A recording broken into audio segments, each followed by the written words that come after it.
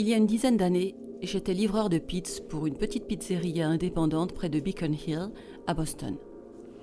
Si vous habitez près de Charles Street, vous savez peut-être de quoi je parle. Quoi qu'il en soit, c'était un bon travail. L'endroit était presque toujours plein et le patron était un gars génial. Et en finale, nous recevions un salaire plutôt bien, avec en plus des pourboires que nous nous faisions. Mais un soir, les choses sont devenues bizarres. Vraiment bizarres. Donc, même si mon job ne concernait que les livraisons, les autres chauffeurs et moi-même justifions nos salaires quelque peu gonflés en donnant un coup de main dans l'établissement pendant les périodes calmes. En aidant au nettoyage, en aidant également le personnel de cuisine à préparer ses ingrédients et à l'occasion, en répondant au téléphone pour prendre des commandes de livraison à domicile. Alors, durant un service, le téléphone commença à sonner pendant que j'étais en train de nettoyer l'un des fours à pizza. Comme personne ne se pressait de répondre, je m'étais alors essuyé les mains et précipité au comptoir pour prendre l'appel. Je décrochais et à l'autre bout du fil, j'entendis un type que je peinais à comprendre. Il avait l'air très vieux, avec une voix rauque et graveleuse, qui donnait l'impression qu'il avait dû subir une opération de la gorge à un moment donné de sa vie. Je faisais vraiment de mon mieux pour comprendre ce qu'il disait, allant jusqu'à mettre le volume du combiné à fond et recouvrir mon autre oreille avec la paume de ma main. Mais malgré mes efforts, je ne parvenais pas à décrypter ce qu'il me disait. Rien de rien.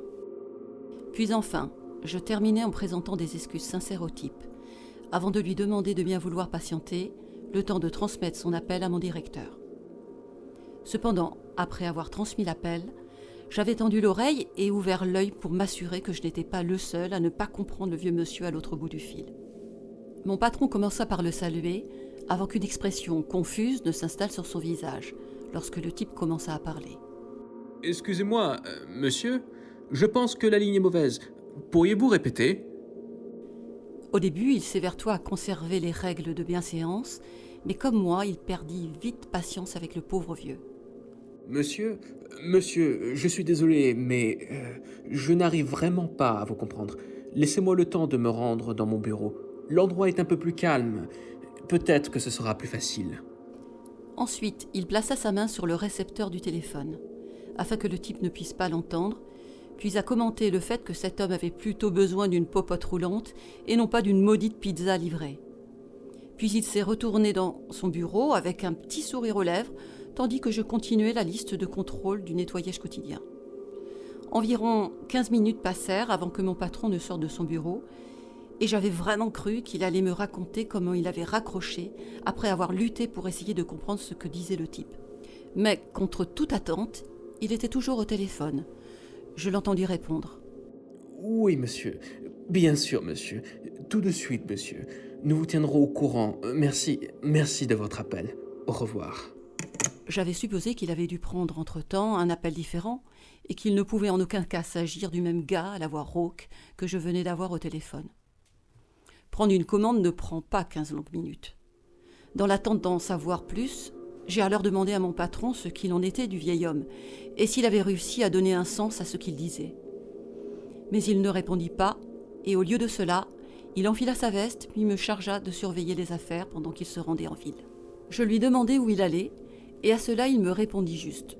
« Chinatown, ce ne sera pas long. » En vérité, il ne peut y avoir qu'une seule raison pour laquelle mon patron aille acheter des ingrédients jusqu'à Chinatown si tard. Il existe quelques épiceries de nuit dans ce quartier, dont certaines vendent des produits bon marché de qualité. Mais dans la mesure où j'avais aidé ce jour-là le chef cuistot à préparer toutes les garnitures de pizza et tout le reste, j'étais bien placé pour savoir qu'on ne manquait de rien. À son retour, il tenait à la main une de ces glacières hermétiques, du même type que celle que nous utilisions pour aller chercher des anchois et des crevettes fraîches à la poissonnerie. C'est alors qu'il nous demanda de préparer une pizza basique au fromage et de la porter à son bureau une fois terminée. Nous n'avions posé aucune question, dans la mesure où le patron avait souvent l'habitude de prendre une pizza dans son bureau, en fin de service, et généralement demandait chaque soir des pizzas différentes. Et sa demande, par conséquent, n'avait suscité aucune interrogation particulière. Ensuite, après que j'eus emballé la pizza, je frappai à sa porte. Mais dès qu'il l'ouvrit, une odeur infecte me fouetta littéralement les narines. Je veux dire par là que c'était honnêtement l'odeur la plus nauséabonde que je n'avais jamais sentie. Et avant même que j'aie eu la chance de demander quoi que ce soit, Il me prit des mains la boîte de pizza et me ferma littéralement la porte au nez. Quoi que ça puisse être, ça empestait tellement que ça s'était répandu dans toute la partie arrière du resto, au point même que les cuistots hurlaient et demandaient qui venait de déféquer dans son pantalon. Il n'était pas loin, car l'odeur me rappelait la fosse septique de mon immeuble quand elle était bouchée. Ça sentait vraiment les eaux usées brutes ou quelque chose comme ça, juste une odeur de pourriture.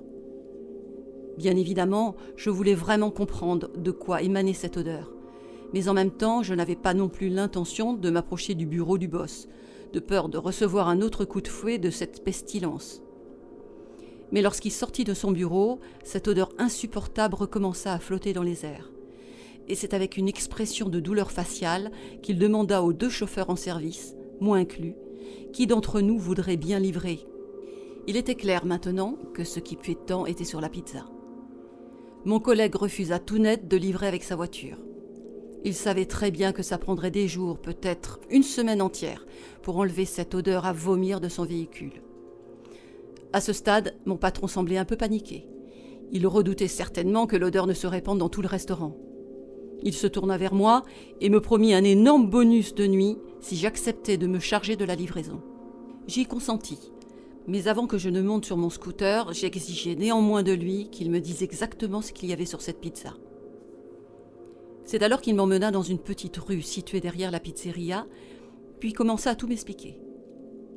Apparemment, le gars avait commandé du durian pour garnir sa pizza. Ouais, j'avais besoin d'une explication. Donc, le durian est un fruit provenant d'Asie du Sud-Est. Cela expliquait la raison pour laquelle mon patron avait dû se rendre à Chinatown pour en obtenir un. Ils sont massifs, avec une enveloppe épaisse et épineuse. À l'intérieur, la chair est divisée pour être achetée et pré-préparée dans certaines épiceries asiatiques. J'ai lu que certaines personnes trouvent l'odeur du fruit douce et parfumée, mais je ne faisais visiblement pas partie de celle-là, loin de là. Malgré tout, j'avais besoin d'argent, alors j'ai pris la pizza et je l'ai jetée dans la boîte de livraison située à l'arrière de mon scooter, puis je me suis rendue à l'adresse qu'on m'avait donnée. Après avoir frappé à la porte, un vieil homme à l'air décrépit m'ouvrit. Il était équipé d'une bouteille d'oxygène avec 2 petits tubes en plastique directement introduits dans ses narines. Pendant un moment, j'avoue avoir eu quelques soupçons. Mais c'était lorsqu'il s'est mis à parler que j'ai tout de suite fait le lien. Il s'agissait bien du vieil homme qui avait appelé tout à l'heure et avec lequel je m'étais évertuée à comprendre de mon mieux ce qu'il désirait. Au moment même où je lui tendis la pizza, il esquissa un grand sourire. Et au lieu de me payer avec des billets comme tout le monde, il me glissa une enveloppe bien épaisse, manifestement une grosse liasse de billets. « Pas de monnaie, s'il vous plaît. » siffla-t-il en portant ses doigts à sa gorge. « Le pourboire est inclus. » Mais lorsque j'ouvris la bouche pour le remercier, mes paroles restèrent bloquées dans ma gorge, tout en luttant pour supporter l'odeur insoutenable que dégageait la pizza au durian. Mais à voir ce type saliver et baver à l'odeur de cette chose, je tressaillis. Je ne me souviens pas d'avoir été aussi effrayée et dégoûtée qu'à ce moment-là. Malgré tout, j'avais quand même réussi à bredouiller un « Merci, profitez bien de votre repas. » Je crois que j'aurais pu m'étouffer devant le type. Il était bizarre, mais je ne voulais pas et ne pouvais pas laisser paraître mes sentiments, surtout après un pourboire si généreux. De retour au restaurant, je remis l'enveloppe à mon patron, qui se trouvait dans son bureau, et en contrepartie, il me remit 3 billets de $100. 300 beaux dollars qui dorénavant étaient à moi. Au début, je me sentais plutôt bien d'avoir reçu un si généreux pourboire. Mais rapidement, un autre sentiment de mal-être me submergea, ce qui m'amena à frapper à la porte de mon patron pour entamer une discussion sérieuse. C'est alors que je lui dis que dorénavant, il ne fallait plus compter sur moi pour livrer ce genre de pizza. Et j'ajoutai que la puanteur qui s'était dégagée de la boîte était si intense qu'elle s'était fixée au compartiment de rangement arrière de mon scooter, et en plus, nous étions en été, et toutes les personnes qui avaient eu le malheur de croiser ma route s'étaient toutes plaintes d'une odeur de pourriture. Et sur ce, je renchéris en expliquant que $300 était un super pourboire, mais que je devrais dépenser un tiers de cette somme en produits de désinfection. Heureusement, mon patron me concéda que lui aussi avait trouvé l'affaire assez pénible, mais que le type lui avait fait une offre qu'il n'avait pas pu refuser. « Nous avons atteint notre objectif hebdomadaire 3 jours plus tôt, grâce à ce type. Expliqua mon patron. Ensuite, il me promit qu'il n'y aurait plus de voyage à Chinatown pour acheter des durians, pour un unique client avec beaucoup trop de pognon. Mais 3 mois plus tard, on était à peu près dans le même contexte que cette fameuse nuit durant laquelle le type avait appelé, c'est-à-dire travail tranquille, aide au nettoyage et à la préparation des repas. Puis, comme le téléphone sonna, je décrochai. Et là, instantanément, je reconnus la voix râpeuse et rauque à l'autre bout du fil. Mais cette fois, sans écouter un seul mot de ce qu'il disait, je me contentai poliment de lui dire de ne pas quitter, le temps de transmettre son appel au patron, puis le remercier pour sa patience. Après avoir frappé à la porte du bureau du boss, je recouvris avec ma paume de main le combiné du téléphone et chuchotai des mots. « C'est Monsieur Durian » à mon patron, qui leva les yeux au ciel et hocha la tête comme pour dire « je vais m'en occuper ». Ensuite, je retournai à mes tâches de nettoyage, le sourire aux lèvres, remerciant le ciel de ne pas avoir à traverser la moitié de Boston, enveloppé par l'odeur de latrine. Maintenant, vous imaginez la suite, n'est-ce pas ? Puis, comme la porte du boss s'ouvrit et mon patron, avec un air peiné, le téléphone à l'oreille, en train de réitérer sa vieille rengaine, dit « Oui, monsieur. Non, monsieur. Tout de suite, monsieur. » Sur le champ, je sentis mon estomac se nouer. Je me souviens d'avoir secoué la tête avant même qu'il ne m'ait posé la question, tout en énumérant des milliers de façons de dire non, l'empêchant ainsi de me poser la question. Non, pas question. Non, pas de chance. Pas aujourd'hui, je ne suis pas le bon. Il double la somme. Qu'est-ce que je suis censé faire ? Dit mon patron. Non, je dois avoir mal compris. Je n'arrivais pas à croire que l'on me donnerait un pourboire de $600 pour la course. $600, c'était plus que le montant de mon loyer mensuel. Et donc approximativement une 20aine de minutes de travail me permettrait de couvrir les 3/4 de mes frais de subsistance. Le patron avait raison. Qu'est-ce qu'on était censé faire ? Une fois de plus, le boss se rendit à l'épicerie de nuit dans le Chinatown de Boston pour acheter ce mystérieux fruit du durian qui revenait encore sur le tapis. Pendant ce temps, j'en profitais pour collecter quelques bombes désodorisantes que d'ordinaire nous utilisions pour les toilettes et avec lesquelles j'ai consciencieusement et généreusement décoré l'arrière de mon scooter. Puis, pour finir, j'ai également emporté un bidon plein de déodorant liquide parfumé provenant de nos fournitures de nettoyage et prévoyant tactiquement ainsi de l'asperger chaque fois que je serais contraint de m'arrêter à un feu rouge. J'avais encore en tête ce douloureux souvenir de la livraison précédente durant laquelle une conductrice de décapotable, se trouvant à ma droite, à l'arrêt au feu rouge, s'était sentie si indisposée par l'odeur qu'elle avait failli vomir. En attendant que le boss revienne, je pris l'initiative de préparer moi-même la base de la pizza et j'avais ouvert la porte arrière de la cuisine, allumé les ventilateurs à fond les manettes, dans le but évident de minimiser les chances que les émanations fétides ne se propagent à nouveau dans le resto. Mais c'est en cours de route, pour la livraison, que la curiosité de voir à quoi ressemblait une pizza au durian prit le dessus. Une fois proche de l'adresse de livraison, je ne pus m'empêcher d'y jeter un coup d'œil. Je me trouvais alors sur la route, à un pâté de maison de l'adresse de livraison, dans un bel espace ouvert, complètement libre et dégagé, avec personne en vue. Et là, en trouvant le carton, pour faire court, ce qu'il y avait sur cette pizza n'était pas du durian. Comme je l'avais déjà mentionné, j'avais fait mes petites recherches sur le net chez moi. Ce qui se trouvait sur la pizza semblait être une sorte de viande, absolument pas la chair jaune et crémeuse, logée à l'intérieur du fruit. Ce truc nauséabond était brun, noirâtre sur les bords. Il s'agissait clairement d'une sorte de viande putride, semblant être en état de décomposition. Rapidement, je refermai la boîte en essayant de ne plus penser à ce que je venais de voir. Mais alors que je la remettais au vieil homme, mon regard ne put se détourner de sa bouche baveuse et tordue, posée sur la boîte, tandis qu'il me tendait l'enveloppe plus épaisse encore que la dernière fois. Sitôt de retour à la pizzeria, je frappai immédiatement à la porte de mon patron. Celui-ci me répondit d'un air irrité, laissant insinuer que j'avais tapé à sa porte beaucoup trop rudement. Mais je m'en fichais. J'avais des questions à lui poser, Beaucoup de questions. Du durian, hein? Ouais, on en a parlé, je sais, ça craint, mais on se fait un paquet de fric avec les commandes de ce type. J'ai jeté un coup d'œil sur la pizza. Sur ce, le boss se tut, tout en me regardant d'un air livide, et m'invita à rentrer dans son bureau.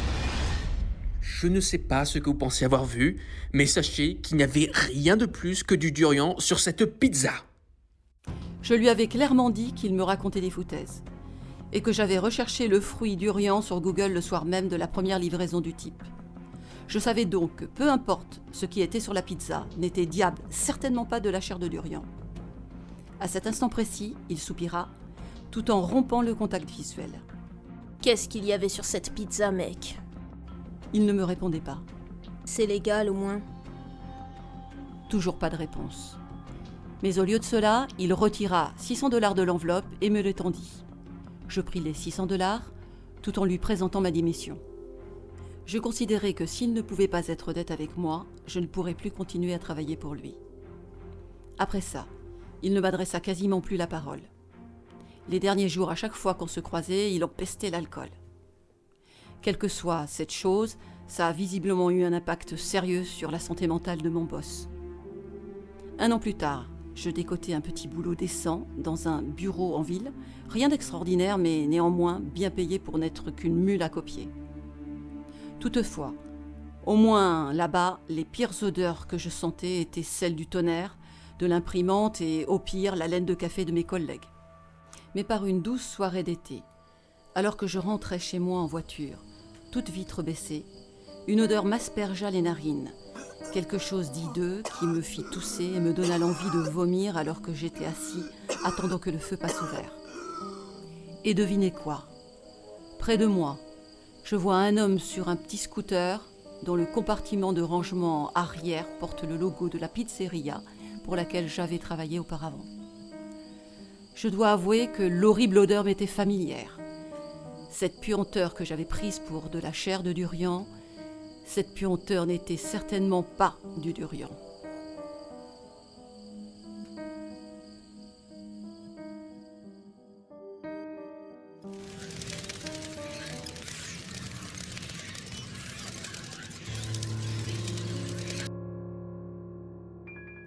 Bien, je suis livreuse de pizza. Alors que j'étais au travail, aux alentours de 21h30, un type appela d'une voix extrêmement venteuse et chuchotante. Et c'est avec mon habituel « Bonjour, merci d'avoir appelé Pizza Hut. Je suis Karen. Que puis-je pour vous? » Après l'échange téléphonique d'usage, j'appris qu'il souhaitait passer commande pour une livraison à domicile. Comme il s'agissait d'un nouveau client, j'ai dû enregistrer toutes les infos nécessaires le concernant, rien d'anormal. Il me dit qu'il avait un coupon pour une pizza et me demanda si je pouvais lui consentir la réduction.